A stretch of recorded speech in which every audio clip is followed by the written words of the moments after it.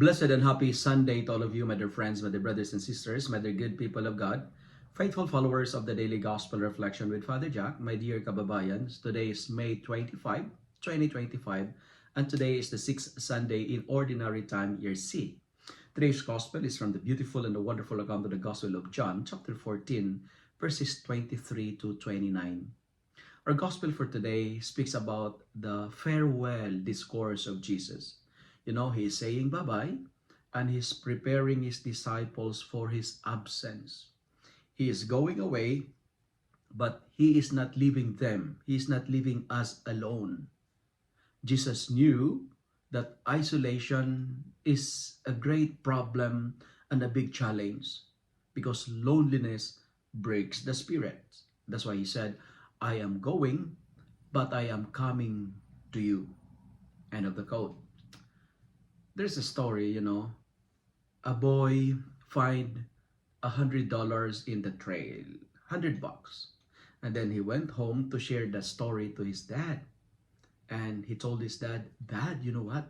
I found $100 on the trail this morning. So the dad answered, what did you do to the $100? And the son said, Dad, I took another $100 from my pocket and I left the $100 close to the $100 on that trail. And the father asks, why did you do that? And the boy said, I did it, Dad, because I know how it feels to be alone. I left another $100 so that $100 there will have a company. There will be company. He had a partner. Isolation and loneliness are one of the causes of depression and despair. Today, like the boy in the story that I've told you, it reminds us that God is going home, because the gospel is preparing us for the feast of the ascension, but he will never leave us orphan and lonely.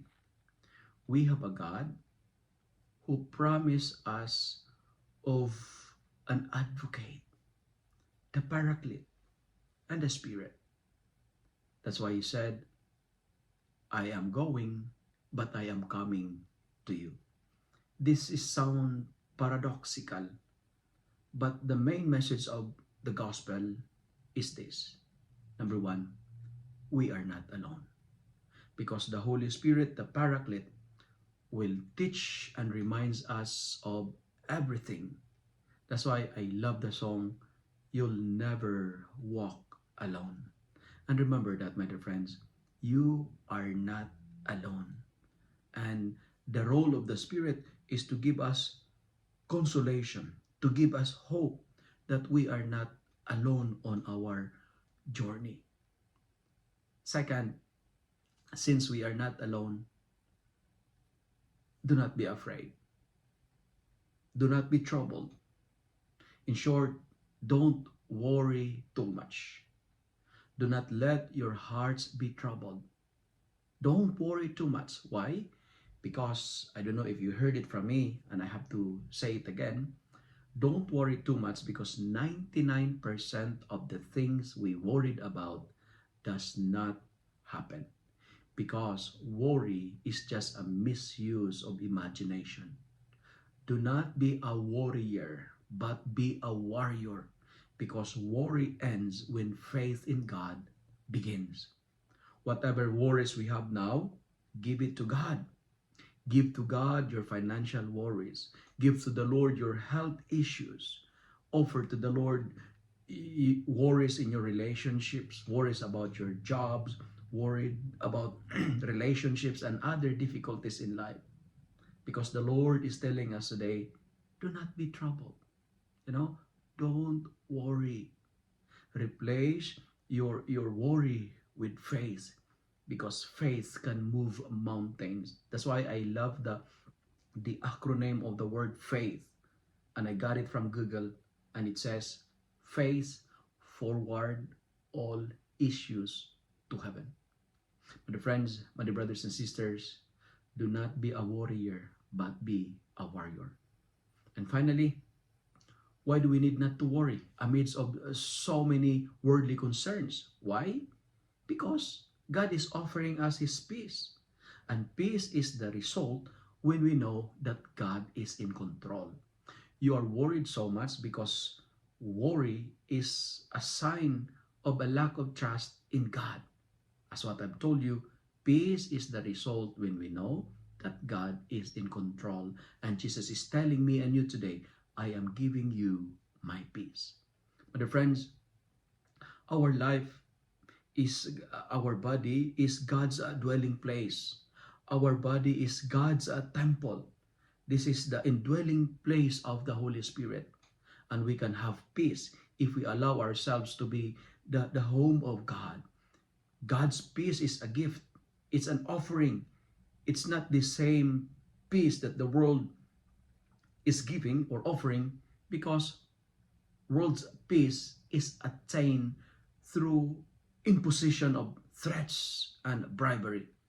But God's peace is a gift. Let us make ourselves not a home of pride, not a home of sin, not a abode of addiction.